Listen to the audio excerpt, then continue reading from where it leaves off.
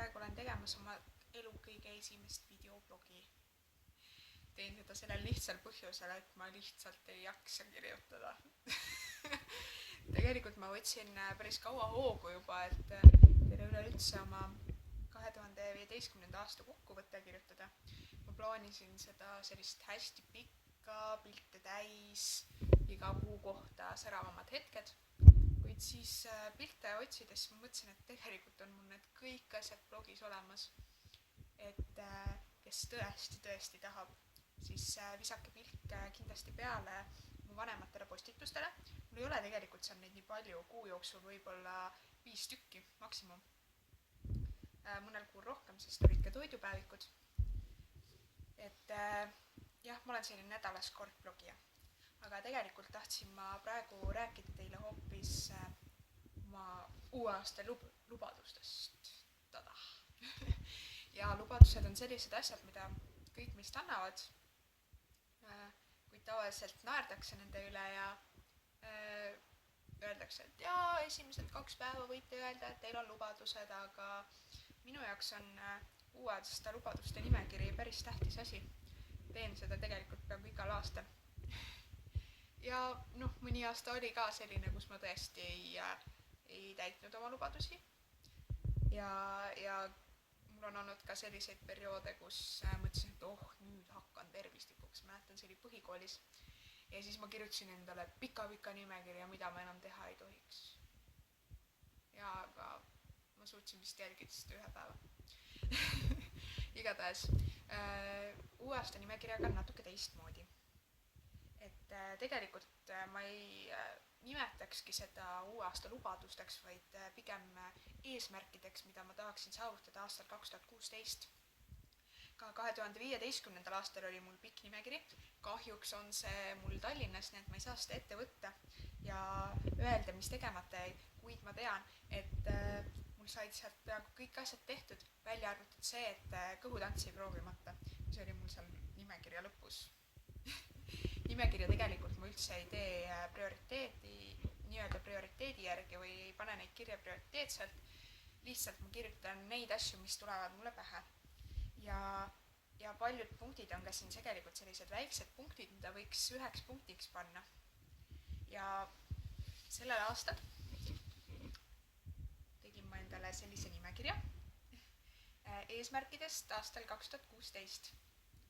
Et viimast 2 aastat on mul olnud eesmärgiks kaalukaotus, mille ma olen ka saavutanud. Sellel aastal ka natukene, sellepärast, et jah, mis seal ikka olen natuke juurde võtnud. Aga eks kõigil ole libastumisi. Võib-olla lootsin mina, et mina olen see 10% inimestest, kes pärast kaalulangetuse lõpetamist juurde ei võta. Aga võtan küll, eriti veel kui kommi süüa. Ja. Aga igatahes mul on siin teisel pool veel nimekiri Siimu lubadustest. Me mõlemad koostame nimekirja. Tema nimekiri nii pikk ei ole. Aga ma natuke räägingi, mis mul siin kirjas on.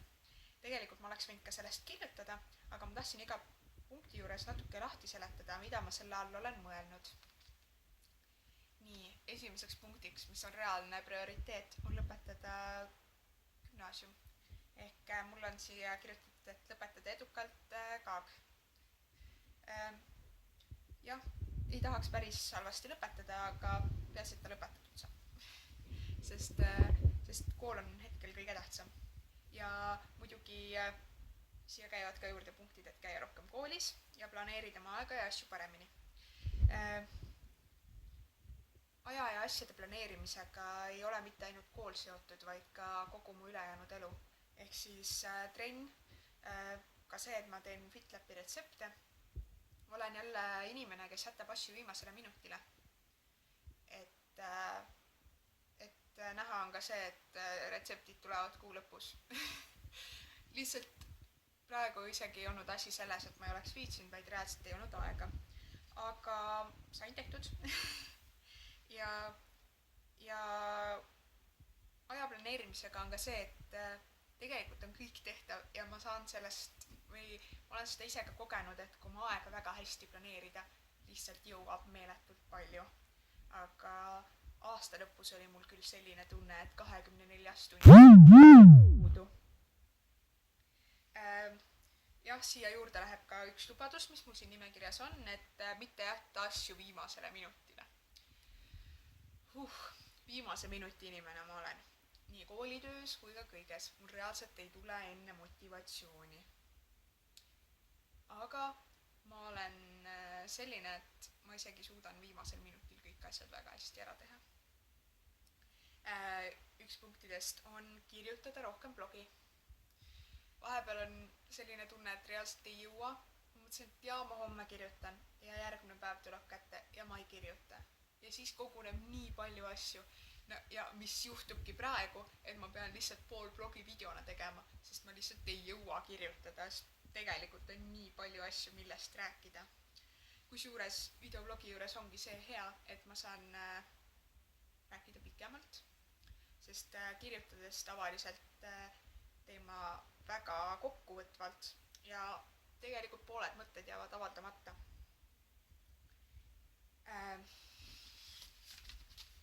Nimekirjas on caps lockiga või trükitähtedes ja roosalt kirjutatud kõige tähtsam lubadus saavutada lõpetamiseks elu parim vorm. Ma mõtlesin tegelikult ka seda 9. klassi lõpus, et ma tahaksin olla palju ilusam, kui ma siis olin, mitte kaaluda üle 90 kilo ja kanda suurust XL. Aga see ei õnnestunud, olin lihtsalt noor ja roll. Mitte, et ma praegu vana oleks, aga lihtsalt ei õnnestunud. Ja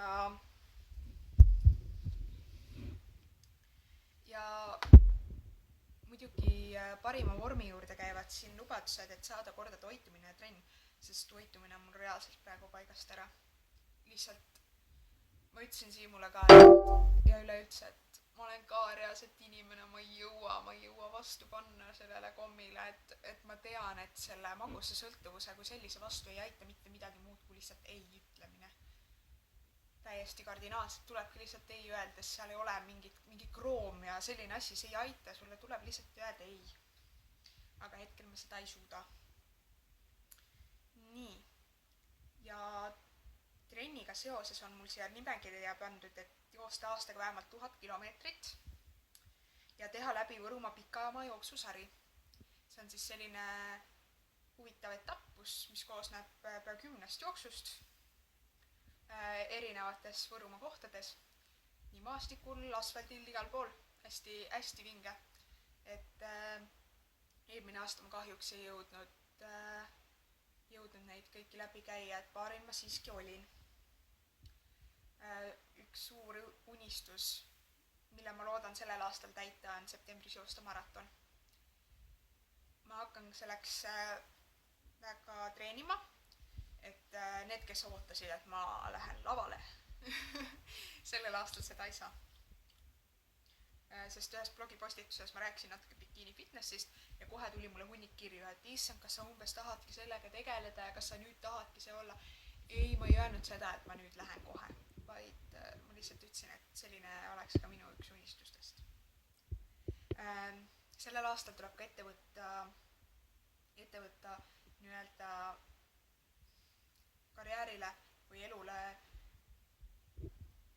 vundamendi loomine. Ja mul on vaja valida eriala, mida ma lähen õppima. Ise ma mõtlesin muidugi minna ämmaemandaks, aga siiski nüüd on elu pööranud nii, et mõtlesin, et kõige mõttekam oleks vist teha seda, mida mulle meeldib. Ehk siis tervis, sport, kõik selline. Nii et ma ise mõtlesin Haapsalu kolledžisse minna õppima tervisejuhiks ja sealt samast kõrvalt ka toitumisspetsialistiks või toitumisnõustajaks. Et ma tõesti loodan, et asjad kulgevad ilusti. Nii, ja ma tahaksin ka arendada ennast jõusaalis. Et ma oskan küll seal asju teha, aga ma alati ei julge uusi asju proovida. Selleks ma ka võtsin ühendust treener Susan Keinastiga, kellega ma nüüd siis uuest aastast saan kokku ja teen temaga paar personaaltrenni. Loodame, et asi läheb paremaks. olla positiivsem ja rõõmsam. Jah, vahepeal on seda tõesti vaja, sest positiivsusega saab elus läbi. Aasta lõpp kujunes päris stressirohkeks ja seega ka negatiivseks ja tundsin ennast tegelikult päris halvasti, nii et ma üritan aastat alustada positiivsema noodi pealt. Üritan olla parem kaaslane ja vähem vinguda. No see läks siis nii-öelda Siimu ja meie suhte pihta. et ja vahepeal ma vingun päris palju. Ma ei tea, kas see on ka õigustatud, mingil määral kindlasti, aga no ma üritan olla parem. Minna koos reisile ja veeta rohkem aega. Reisile ma tahaks väga minna, sest meil saab märtsis Siimuga 3 aastat, aga nii-öelda kahekesi reisil me polegi käinud. Et mingid väiksed sellised tripid Prahasse me käisime rahvatantsijatega ja Lätis käisime niisama sõitmas, aga sellist kui puhkusereisi pikka mõnusat ei ole meil olnudki. Ja Siim läheb suvel vist sõjaväkke, nii et aasta algus oleks vaja ära teha. Loodame, et saab. Ja olla vähem enesekriitilisem, et ma olen alati olnud inimene, kes tahab parimat nii-öelda. Mäletan, kui ma õppisin klaverit, siis ma ei tahtnud enne mitte kellelegi mängida, kui mul oli uus pala selge. Et ka praegu on see, et tegelikult olen ma ju nii palju saavutanud ja praegu tulnud need paar lisakilo juurde, aga mulle tundub reaalselt selline, et nüüd vaatavad kõik mind viltu ja kõik on halvasti ja mida iganes selline. Selles suhtes ma olen väga enesekriitiline. Et nüüd ma vaatan pilte, mis olid tehtud augustis ja septembris, kui ma olin reaalselt oma parimas vormis. Mul olid kõhulihased ja mul oli nagu oid ja siis mulle tundus, et kõik on nii halvasti või et ma ei ole rahul. Ja praegu ma vaatan neid pilte ja mõtlesin nagu, mida sa naine vingud.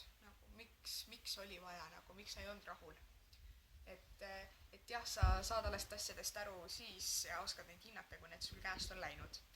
Aga jah, ma loodan, et ma saan oma kaalu tagasi ja oma vormi tagasi, sest praegu ei ole just kõige parem vaatepilt. Vähemalt mulle. Jah, okei. Nii, kindlasti arendada oma silmaringi igalt poolt, et nii kooli suhtes kui ka toitumise ja trenni suhtes, et ma saaksin rohkem blogisse kirjutada asjalikku juttu. Ja viimane punkt, ja see on kõige tähtsam punkt, et mida on öelnud mulle ka teised ja eriti Siim pannud südamele, et teha asju enda, mitte teiste pärast. Et kõik see blogimine ja selline asi, et vahepeal, kui ma ebaõnnestun, siis mulle tundub, et kõik nüüd mõistavad mind hukka või et ma ei tohigi ebaõnnestuda, et ma peangi olema alati see motivaator ja see hea, keda kõik saavad eeskujuks võtta. Võib-olla ongi see, et kõik on mind eeskujuks võtnud ja siis ma tunnen alati survet, et ma pean nüüd olema ideaalne. Aga jah, tegelikult on ka mul see, et ka mina võin juurde võtta, ka mina võin vahepeal libastuda, ka mina võin midagi valesti teha. Et ma üritangi rohkem mõelda iseenda eesmärkidele ja sellele, mida mina tahan saavutada ja kuidas ma ennast tunnen, mitte sellele, et ma teen seda kõike teiste pärast. Nii. Ja sellega sai mu pikk nimekiri läbi. Kindlasti lisandub siia juurde selliseid väiksemaid asju. Ma ei tea, mida teie oma nimekirja panite. Et kirjutage mulle kindlasti sellest kommentaaridesse ja võin öelda ka etteruttavalt, et varsti saab mu blogil peaaegu 1000 jälgijat kokku. Praegu on 900. Et 1000 jälgija täitumisel teen mu ühe väga vägeva kingiloosi. Nii et püsige lainel. Tšau!